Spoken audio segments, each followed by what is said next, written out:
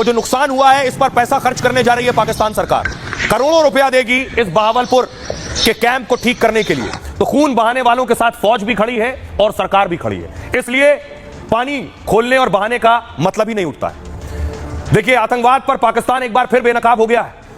आतंकी को 14 करोड़ का इनाम देगा पाकिस्तान।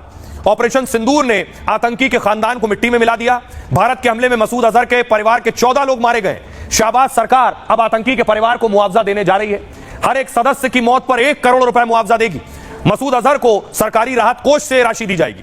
पाकिस्तानी प्रधानमंत्री कार्यालय ने मुआवजे का ऐलान किया है। बहावलपुर में भारत ने मसूद के ठिकाने पर हमला किया। इस स्ट्राइक में मसूद अजहर को बहुत नुकसान पहुंचा था। इन पैसों का इस्तेमाल मसूद अपने हेडक्वार्टर की मरम्मत में करेगा, साथ ही हथियार खरीदने और ट्रेनिंग कैंप में इसे लगा सकता है। आतंकी संगठन जैश ए मोहम्मद का सरगना है मसूद अजहर, और मसूद अजहर 1994 में इसे गिरफ्तार किया था भारत ने। 1999 में कंधार हाईजैक की वजह से इसे छोड़ना पड़ा और साल 2000 में मसूद ने जैश ए मोहम्मद की नींव रखी है। 2001 में दिल्ली में संसद पर हमला मसूद ने करवाया, 14 लोगों की जान गई थी। पठानकोट और उरी हमले में भी मसूद अजहर का हाथ था। 2019 में सोचिए, संयुक्त राष्ट्र ने इसे वैश्विक आतंकी घोषित किया था। अब आप सोचिए, सिर्फ इस बात से अंदाजा लगाइए कि यूएन ने इसे ग्लोबल टेररिस्ट घोषित किया। उस टेररिस्ट के घर के 14 लोग मारे गए और उन 14 लोगों को 14 करोड़ पाकिस्तान सरकार देने जा रही है और अमेरिका ये सब तमाशा देख रहा है। सुनिए जरा, पाकिस्तान के लोग खुद क्या कह रहे हैं। वो खुद चाहते हैं पाकिस्तान में जिस तरह से आतंकी पनप रहे हैं, पाले पोसे जा रहे हैं, पाकिस्तान खुद नक्शे से मिट जाए। सुनिए। मैं तो चाहता हूँ कि जंग स्टार्ट हो जाए पाकिस्तान। हाँ, क्यों चाहते हो जंग स्टार्ट हो जाए? मैं तो चाहता हूँ कि पाकिस्तान वगैरह, आपका भी मुल्क है, हमारा मुल्क नहीं है।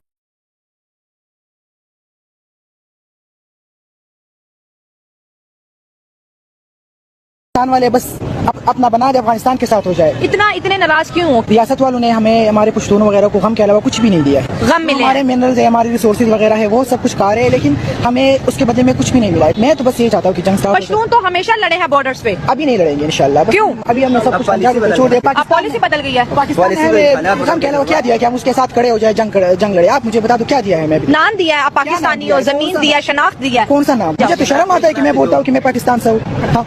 कौन सा शनाख्त की बात कर रहे हो आप?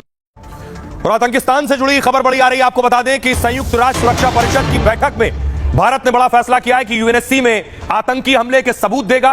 भारत पाक की आतंक परस्ती के सबूत दुनिया के सामने रखेगा। टीआरएफ के खिलाफ यूएनएससी में सबूत देगा भारत। आतंकवाद प्रतिबंध समिति को साक्ष्य सौंपेगा। पहलगाम हमले में टीआरएफ की संलिप्तता के साक्ष्य देगा। लश्कर से जुड़ा है आतंकी संगठन टीआरएफ। तो भारत ने भी तय कर लिया है, सबूत भी देंगे वहां, और जिन आतंकियों को पाल रखा है उन्हें घर में घुसकर भी मारेंगे। आज भारतीय सेना ने एक वीडियो जारी किया, आतंकियों का खात्मा भारतीय सेना कैसे करने की तैयारी कर चुकी। तो आतंकियों को तो घर में घुसकर मारेंगे, लेकिन आतंकियों के जो मददगार हैं उन पर भी एक्शन की तैयारी है। एर्दोगन, तुर्की ने जो पाकिस्तान की मदद की है हथियारों से, गोला बारूद से, सिर्फ इतना ही नहीं, अगली तस्वीर दिखाऊं। भारत से जिस वक्त जंग की स्थिति बन गई थी उस वक्त देखिए तुर्की ने अपना युद्धपोत भेज दिया था पाकिस्तान, और पाकिस्तानी जवान वहां झंडा लेकर उनका स्वागत कर रहे थे। तुर्की मदद के लिए खड़ा था। अगली तस्वीर देखिए, तुर्की ने बाकायदा ड्रोन दिए थे पाकिस्तान को, जो ड्रोन भारत ने मार गिराए थे, ये भी तुर्की के थे।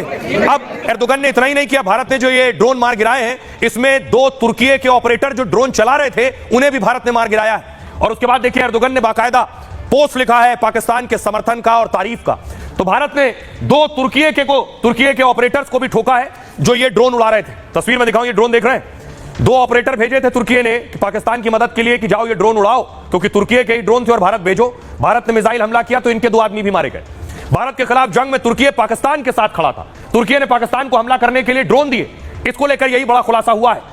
तुर्की के ड्रोन ऑपरेटर पाकिस्तान की मदद कर रहे थे। ड्रोन ऑपरेटर की मदद से पाकिस्तान भारत पर हमला कर रहा था। भारत की जवाबी कार्रवाई में तुर्की के 2 ड्रोन ऑपरेटर मारे गए। साफ है कि भारत के खिलाफ तुर्की जंग में पाकिस्तान का साथ दे रहा था। तुर्की ने नौसेना का युद्धपोत कराची भेज दिया।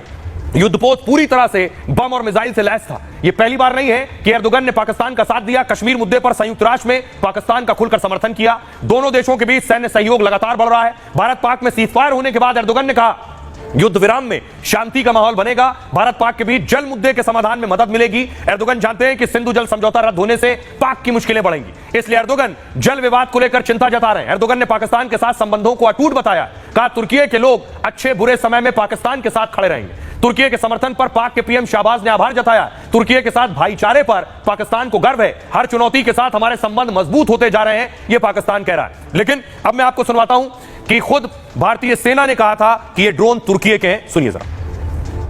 टर्किश ड्रोन का सवाल है आपने देखा किस तरह के रैकेज यहाँ पे फोटोग्राफ्स हमने दिखाए हैं, चाहे वो टर्किश ड्रोन्स हो या और कहीं के भी ड्रोन्स हो। हमारे काउंटर यूएस सिस्टम्स, हमारे ट्रेन्ड एयर डिफेंस ऑपरेटर्स पूरी तरह सक्षम हैं और हमारी देश की जो इंडिजिनस कैपेबिलिटी है काउंटर यूएस के लिए, उसने दिखा दिया है कि चाहे किसी भी तरह की टेक्नोलॉजी आ जाए, हम उसको काउंटर करने के लिए तैयार हैं और मुझे बोलने की ज़्यादा ज़रूरत नहीं है, आपने खुद ही अपनी आंखों से देखा है। अब ऐसे समय में जब पाकिस्तान और भारत के बीच युद्ध जैसी स्थिति है, तुर्की और अजरबैजान ने खुल करके भारत के खिलाफ पाकिस्तान का समर्थन किया है और कोई देश जो भारत के खिलाफ होगा, भारत के व्यापारी पुरजोर तरीके से उसकी खिलाफत करेंगे। इसीलिए आज हमने आग्रह किया है कि आने वाले समय में न केवल व्यापारी बल्कि देश के लोग तुर्की और अजरबैजान की यात्राओं का बहिष्कार करें।